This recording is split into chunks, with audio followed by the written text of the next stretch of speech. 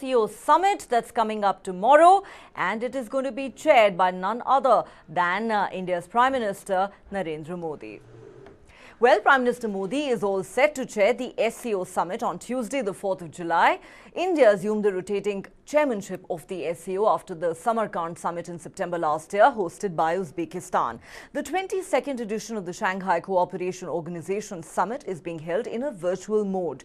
Earlier, it was widely reported that the meeting would take place in New Delhi, and it could have seen the physical presence of Russian President Vladimir Putin, Chinese President Xi Jinping and Pakistan Prime Minister Shehbaz Sharif, amongst others. But about a month ago, in a surprise announcement, India said that the SCO Summit would take place in the virtual format on account of a multitude of factors and the totality of various factors. No details of these factors were offered. However, many believe this may be a win-win for all, as it would have been difficult for Putin to travel amidst the Ukraine war, not to mention the recent aborted mutiny that has emerged as the biggest challenge to his authority in decades. Xi Jinping would have had to travel to Delhi twice, first for the SCO Summit and then again for the G20 Summit in September this year. As for Pakistan Prime Minister Shehbaz Sharif, he may be only too happy about not having to travel to Delhi, given the strained ties between India and Pakistan over the issue of terror and the multiple political and economic challenges the Sharif government faces at home. The leaders will join Prime Minister Modi virtually, though. The 8-member SCO grouping has had many physical meetings in India this year, with the defense and foreign ministers of the member countries in attendance. In addition to India, China, Russia, Kazakhstan, Kyrgyzstan, Pakistan, Tajikistan and Uzbekistan are the member states of the SCO. Iran, Belarus and Mongolia have been invited as observer states. Iran will officially become an SCO member tomorrow. Turkmenistan has been invited as the guest of the chair. Also on the list of invitees are the heads of 6 international and regional organizations, including the United Nations and ASEAN, as well as the heads of the 2 SCO bodies, the SCO Secretariat and the SCO RATS, that's Regional Anti-Terrorist Structure.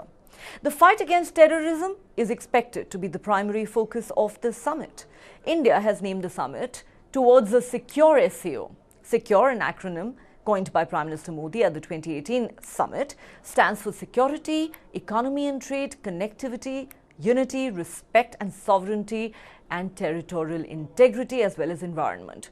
The Indian government is hoping to end its presidency of this Eurasian group with a consensus in the form of a joint statement that will address issues related to counter-terrorism, de-radicalization, connectivity, Afghanistan, energy, the need for improvement in the architecture of global governance, disruption in global supply chains, and food and energy crises.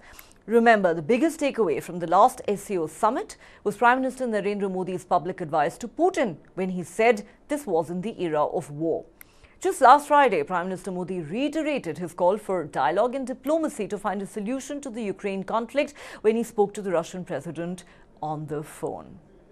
So what can we expect from this SCO summit that is going to take place tomorrow? To understand that, we are now joined by Ambassador Ashok Sajanhar, former diplomat. Also, Ambassador Manju Seth is with us, as is Major General Sudhakar Ji, VSM, Defense and Geopolitical Expert. Thank you so much to the entire panel for joining me. Ambassador Manju Seth, let me start with you. Before we get into the details of the issues that are likely to dominate this summit and what the key takeaways might be, what do you make of the fact that this summit is being held in a virtual mode? And many observers have pointed out that this may well be a win-win situation for all, given that Putin, Xi Jinping and Shehbaz Sharif would have all faced complexities, let's say, in traveling to India for multiple reasons. Absolutely, and there will be many challenges, I think, even for India to manage all this. And there will be another summit shortly in September, the G20 summit. So, it becomes difficult for the heads of governments and state to travel so often. And for India also, though, of course, we originally had planned this to be an in-person summit. I think, as you mentioned, various complexities have arisen in different countries. It may have been difficult for them to travel at this point of time. And I think there are challenges for India and in our relationship with China, with Pakistan, and I think this is the best solution to have a virtual summit where all the heads of government and state can meet and talk and iron out whatever is possible, whatever issues are there on the table and which are very, very focused as India has put it on the table, what we would be focusing on, especially, anti-terror and terror. So I think that is an important thing from our side. And if you go, look at the previous meetings and talking of the future, all that will be discussed at this virtual meeting. And we hope that there will be consensus and we will be able to bring out a joint statement at the end of this summit. Let's certainly hope that there will be a consensus and a joint statement at the end of the summit, something that has been eluding the G20 summit since last year, and that is expected to be repeated later this year in September as well. But keeping the focus on the SCO summit for now, Ambassador Ashok Sajjanhar, of course, Ambassador Manju Seth is right in pointing out that terrorism is likely to be in sharp focus during this summit, and we'll dwell on that in detail in just a moment. But before that, what do you make of the fact that Prime Minister Modi, President Xi Jinping, President Vladimir Putin, Prime Minister Shehbaz Sharif will all come together on a single platform, even if in a virtual format? What are your expectations from this particular SCO summit? It's going to be, Neha, it's going to be a single session summit. It's going to be about two and a half hours. Yeah. So I think basically it's going to be that all the 8 leaders, member countries of the SCO, they are going to read out their prepared text, prepared statements. And of course, they will speak on, the situation, the circumstances around the world, what is happening as far as, the geopolitical flux that is taking place, the uncertainty that has come as a result of the conflict, the food shortages, the fuel shortages, the supply chain disruptions, fertilizer shortages, and so on and so forth. So I think all of them are going to be speaking out. I would hope and expect that the statements, the declarations that are to be adopted by the leaders, that they have been finalized, whatever might have been the outstanding issues that they have been taken up to the higher level, to the level of the minister or the level of the head of state or government, and all those issues have been sorted out. So tomorrow we are going to see the adoption of the New Delhi Declaration, the SCO Declaration. And as at the end of the foreign ministers meeting in early May, what Dr. Jaishankar has said, that we are also going to propose 4 additional documents, one on de-radicalization, a very important issue, particularly related also to dealing with terrorism.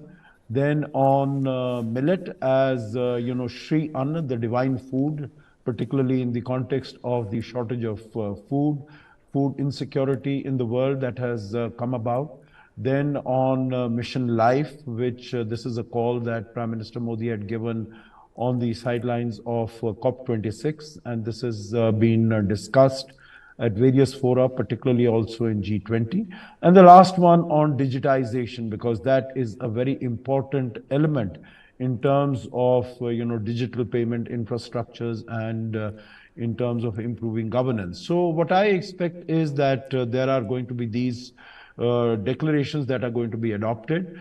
There is going to be no possibility of bilaterals, because bilaterals take place when it's an in-person meeting that is taking place, as we saw in the context of, recently G7, on the sidelines of G7 meeting, that there were so many bilaterals that took place. Here also you are showing images of course, the retreat as far as the G20 last year's summit in Bali is concerned.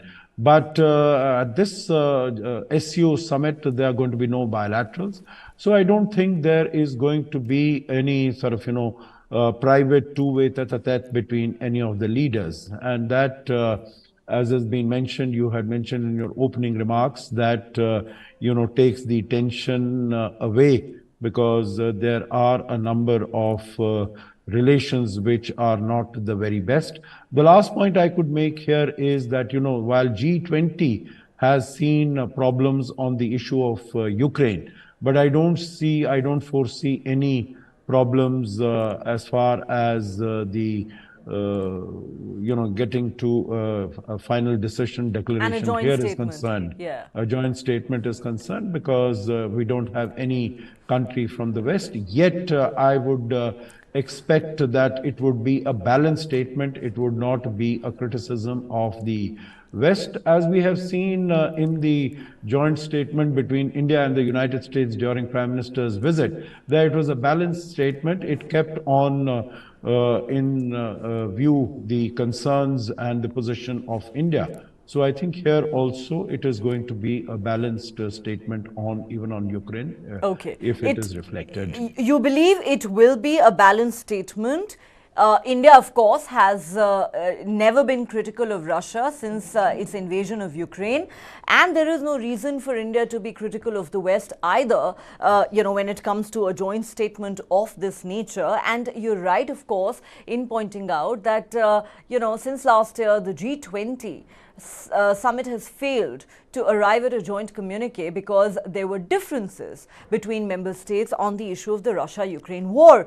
Ambassador Sajanhar feels that there should be no such trouble in arriving at a joint declaration at the end of this SCO summit. However, Major General Sudhakar ji, if I could come to you, while countries are usually not named in statements that are issued at the end of such summits, but what India has made abundantly clear already going into this virtual SCO summit tomorrow is that terrorism will be in focus.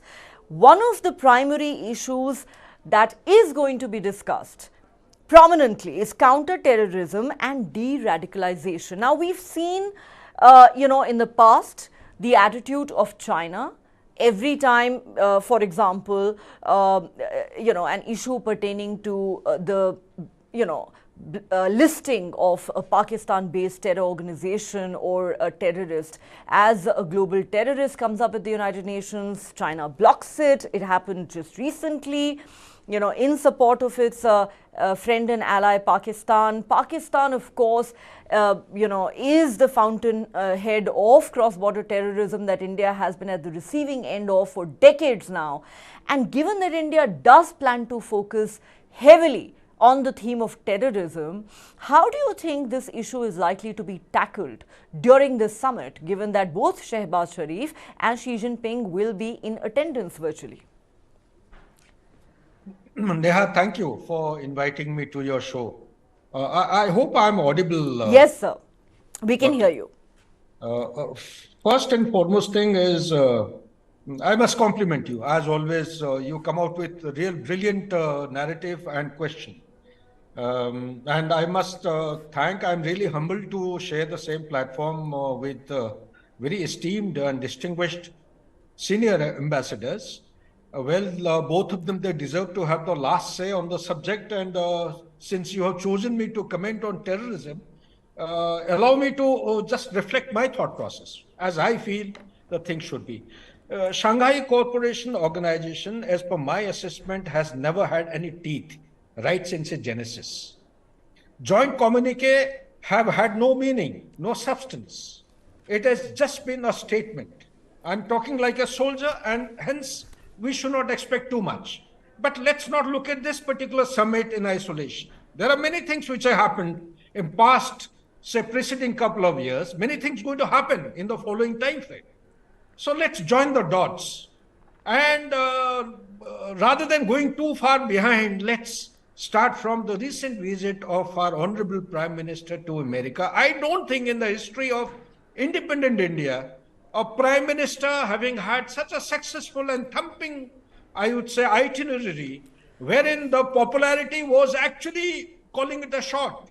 Whether it is in terms of his popularity or substantive takeaways, which India has had in any kind of deal with USA, has actually become a turning point in the 21st century. Why am I actually underscoring 21st century? Is that This is the same century, the entire global order expected to have a liberal kind of a rules-based international order after 1991.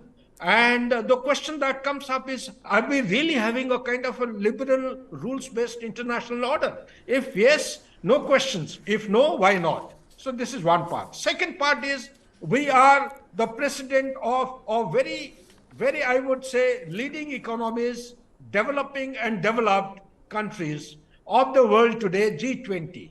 We need to look at SCO, the ongoing SCO Summit, in the backdrop of India's presidency of G20 and its representation and the absence of important stakeholders at various meetings, namely Itanagar and Srinagar. Third and most important point I wish to highlight is, what is going to come next? The next that is following is, I think, as per my understanding, our Honorable Prime Minister has been invited to France, and soon thereafter there will be a BRICS meeting, and after the BRICS meeting is going to be a number of other, the G20 is going to culminate sometime in the month of September. In addition to all this, there are many other meetings taking place which have got very significant relevance as far as the global order is concerned. Essentially, the central point for which India is a voice to be heard and respected is the Global South. The Global South, like previous two eminent speakers and the ambassadors have brought out, the crying need that actually demands to be addressed are the food, fertilizer, and the fuel prices which are going up. Not only in Global South, I would say the complete European Union, as also the North America and the Latin America. You look anywhere, it is going on.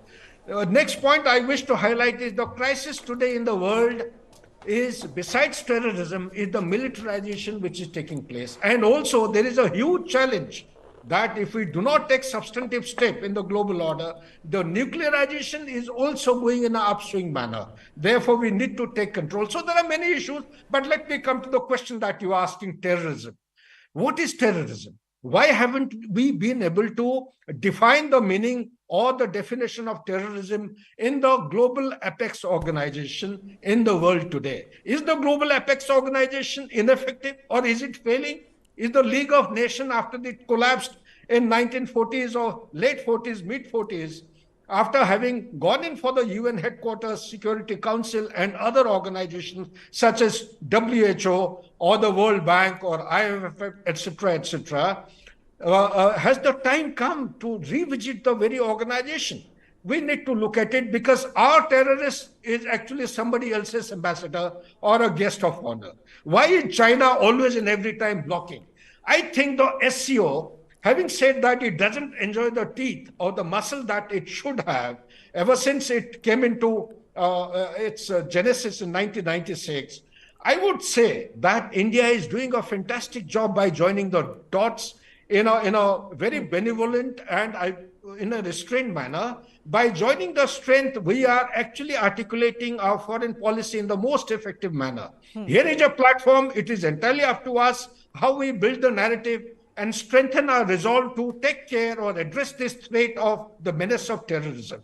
Here is a platform that India must take advantage of to call it out loudly, that here is a country which is aspiring to become a global power by 2049.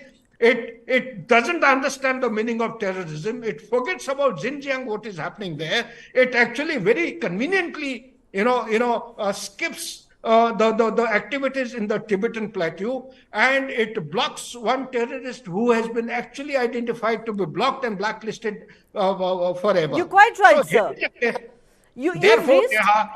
Therefore, Neha, one concluding remark that, if you allow me, I would say, regardless of what happens and how the nation state or the member states take it, India must use the opportunity to call it aloud and flag the point that it's about time that the global order must actually create an architecture, bring people together, and go in to fight this menace at the highest level. Back to you, Neha. You've raised some very significant points. And, one would be lying if one said that these thoughts haven't crossed one's mind in the context of these multilateral fora. that we are talking about on this show today, including the United Nations that you referred to after the failure of the League of Nations.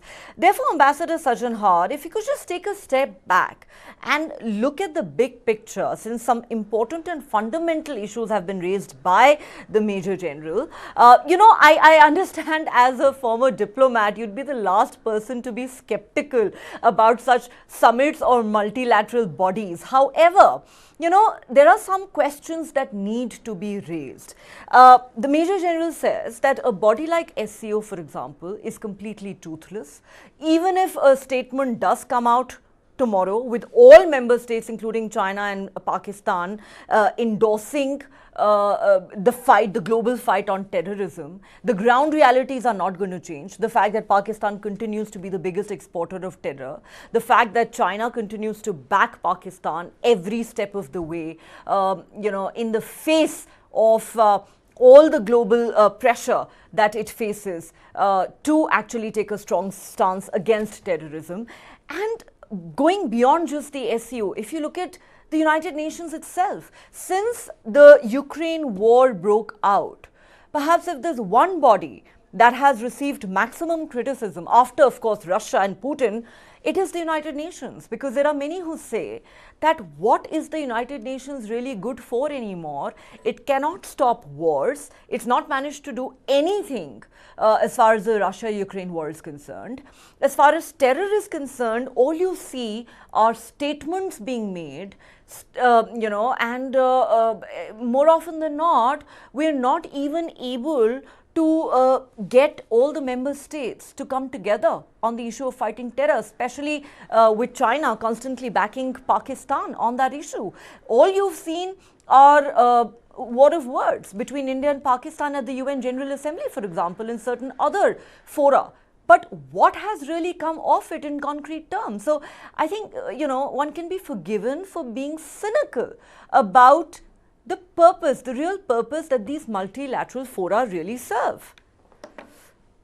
Yeah, thank you very much, Neha. I think you make very valid points. You make very relevant points. And, you also must accept that, diplomats have a great faith in diplomacy, but they're also realists, and they also can see that, whatever is being done, that, what are the results on the ground that we are getting.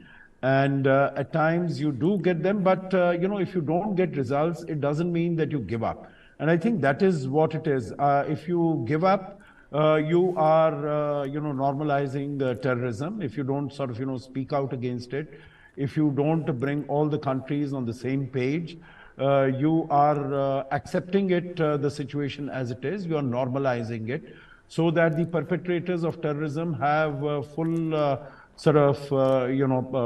possibilities of continuing to do what they are doing. And then you are also try to build coalitions, you try to build alliances. Now you would recall that, fine, as far as Masood Azhar is concerned, we are drifting from the topic of the SCO because, why SCO has not been able to deliver results. And I quite agree with that assessment. But I will come to that. The reasons for that I will come to. And, those are structural problems as far as this organization is concerned. But first, let us come to the issue of, China shielding terrorists from Pakistan. So we started with Masood Azhar 2009. I think we first given this application to the 1267 committee in the United Nations. And it took us all of 10 years to get him identified and listed. And this was, because these were vetoes or technical holds that were put in by China. Now here it is, when China comes in for this, of course, it is very adversely impacting upon its own credibility when it says that it is, fighting terrorism.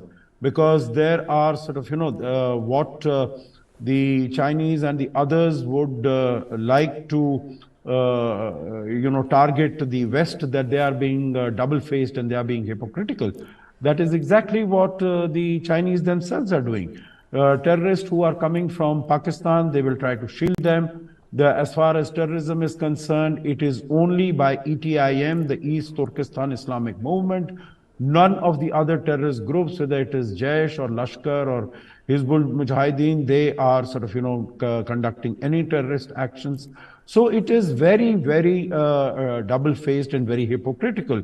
And it is not as if the world is not able to see through it. And this is, you recall the statements by Dr. Jaishankar at the foreign ministers meeting also. So I think the pressure has to continue. And of course, we have seen that, on the paper, whether it is, and it's not only SCO, it is the others also, whether it was BRICS, if you recall, Neha, in 2017, just after the Doklam face-off between India and China, there was, on the 4th of September, there was the meeting in Xiamen of BRICS.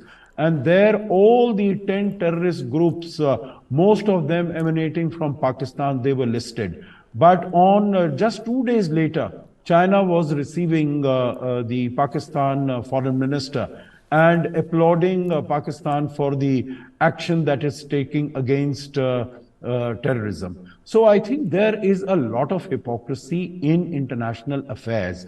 And it needs to be recognized, but it doesn't need to be normalized. We need to sort of, look at it, but keep the pressure up. And at times now you have seen, as far as the United Nations is concerned, that the time that is taken for designation of these international terrorists, it has become much smaller because there are other countries like France, like Britain, like the US, that they have come forward and they have said that, if China continues with this, then we are going to take this whole matter to the full Security Council and ask China for the explanation as to why it is putting a technical hold. So we've seen that, these initially the technical holds and the vetoes might be imposed, but then very soon they are taken off and this, the designation takes place. The last point on as to why the SCO has not been able to, make much progress as compared to that, we've seen BRICS, which came on the scenes much later in terms of the summits, but, it has had more to show on the ground. Basically because the SCO has not been able to develop any sort of cohesiveness. It is a China-led organization. Initially, when it came into being in 2001, it was with the support of Russia, but it is, there is no buy-in as far as the other stakeholders are concerned. And that is the problem as far as SCO is concerned. There have been a number of declarations. We are going to set up an SCO bank. We are going to set up an SCO FTA. We are going to have an SCO energy club. None of that has moved forward, basically because there is no cohesiveness as far as this organization is concerned. And if there are organizations which are dominated by one or two countries, then it is, they will definitely not yield the desired results. But I think India, what it does, and I think it does it very well, it uses all platforms, it uses all fora to basically, because we've been discussing about terrorism, and we took the initiative of the International Convention, Comprehensive Convention on International Terrorism. We took it to the United Nations in 1996. Today, it's more than, 27 years. But still, we have not been able to come to any resolution on that. And I agree with you that at the United Nations, for example, and various other fora, even the G20 for that matter, the Prime Minister, India's External Affairs Minister, Dr. S. Jaishankar, they have repeatedly called out Pakistan, often by name, in its role on promoting terror, exporting terror to India.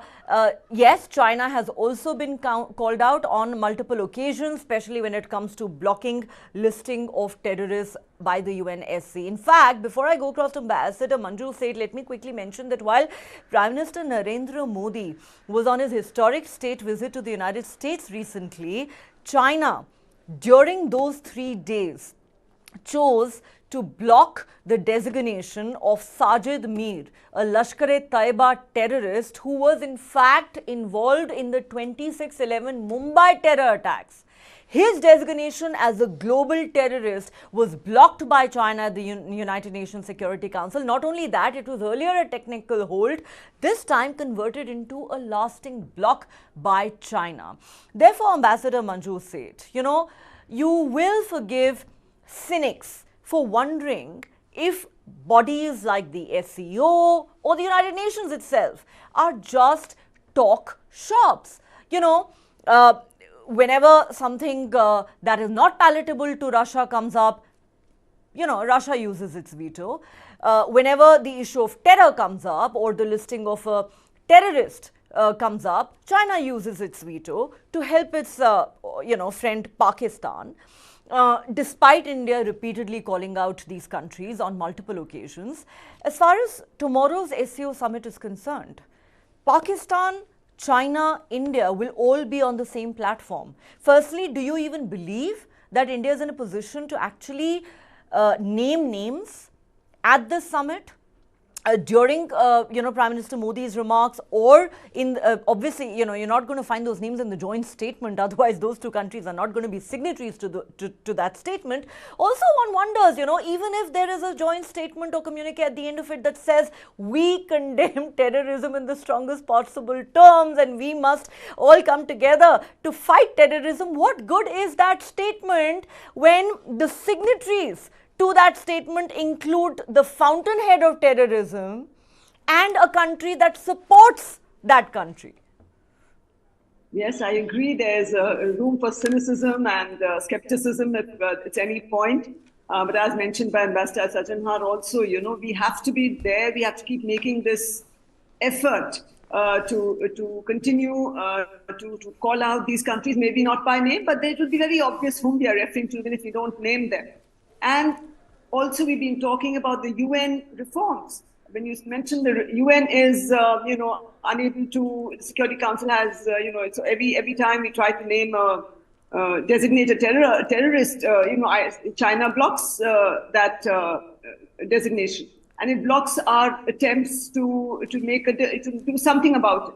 So I think there is reform required in the UN. Definitely, and the UN Security Council, and we've been talking about it for very long, and we are pushing for it. And I think India and other like-minded countries have been working on UN reforms, and I hope that it'll happen in the future, because I think other countries are also realizing that how their efforts, they wanted to on the Ukraine war, their efforts were against Chinese. So everywhere the veto power is being used by the permanent P5 members to promote their own agenda. So I think that aspect has to be considered and has to be, reformed. And coming to the SCO, yes, they're all on the table or in the conference, in the summit. But India will, and I feel will focus on that, will talk about it, and call for ending support to terrorism in all its forms, and sponsoring. So it'll be obvious whom we are referring to, even if we don't name any particular country. But there are other members also in the forum, and I think their support, including Iran, is likely to become a member tomorrow at tomorrow's summit. And so we need, and there are other aspects of the SCO which will be in focus, particularly energy security, and we also talk youth empowerment and innovation and all these other aspects.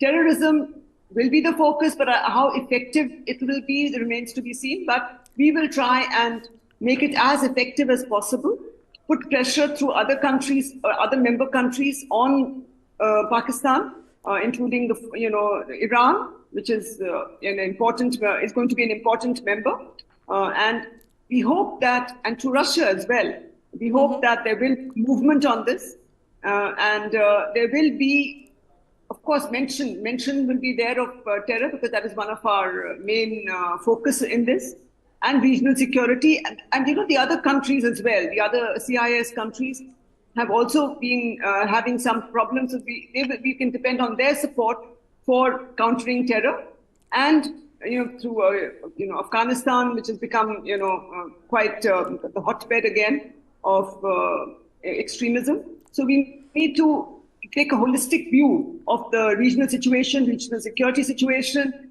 and also in energy security, food security, and we are focusing on traditional medicine, on those areas will also be the soft power portion and innovation. And startups. And food and energy crises, not to mention food and energy crises that have erupted in a big way, especially in the wake of the Ukraine war. Okay, Major General Sudhakarji, so I'm out of time, but I'll give you the last word. India has repeatedly taken a strong stance on terror. There is no doubt about that. The issue is going to sort of occupy the pride of place in tomorrow's summit as well. But do you believe, as the chair of the SCO Summit with China and Pakistan in attendance, is India really in a position to name names, to talk about Pakistan as a sponsor of terrorism and China's continued support to Pakistan in that regard? Also, Jaishankar, our foreign minister, has repeatedly referred to the border tensions with China at multiple fora in the past. Now, this is, of course, not a bilateral forum. This is a multilateral forum. Do you think there's likely to be any reference to that? Yeah, very interesting question. This question is cut out to be asked to the senior ambassadors, because the answer per se willy-nilly. I want to know what the soldier feels. Yeah, the soldier feels that, yes, I do agree that in the joint communique, it may not be very explicitly mentioned. But my personal take is that the time has come. India has to call it aloud. Enough water has flown down the Ganges and Thames River, and name any river. I think we need to call spade a spade, take the names, and we have protected enough on the name of diplomacy. I think India has started asserting itself. We have a very well-established Minister of External Affairs. He calls the shot. He talks straight, fires the gun from his shoulder, not from anybody else. Our diplomatic staff, the entire diplomatic leadership is doing an outstanding job, including two ambassadors who are in the panel. We are proud of them. Wherever I have been to almost about 80 countries. They're doing a profound job. Any amount of compliment will still fall short. I think the time has come. India needs to assert, call it aloud, take the names of the terrorists, tell Pakistan what not to do, and draw a red line. If they dare do it, we'll give it back nice and properly. And Pakistan is not going to exist on the face of earth. Back to you. Yeah. Okay, spoken like a true soldier. But we have to remember that diplomacy will really have to be at play during tomorrow's summit. How does India take up this issue of terror in the presence of China and Pakistan is going to be something interesting to watch out for. Also, I'm personally curious. At the last SCO Summit in Samaran, Prime Minister Modi had a piece of advice for President Putin. This is not an era of war. I wonder if Prime Minister Modi will have any fresh advice for the Russian president, though of course this will be a virtual meeting that takes place tomorrow. On that note, Ambassador Ashok Sajanhar, Ambassador Manju Seth, Major General Sudhakarji, an absolute pleasure having all of you on the show. Thank you for your time and perspective. Thank you. Thank you. Thank you. Well, that's all the time we have on this particular segment of the show. We're taking a quick break, but don't go anywhere. There's lots more coming up on the other side, including the latest from Israel and France.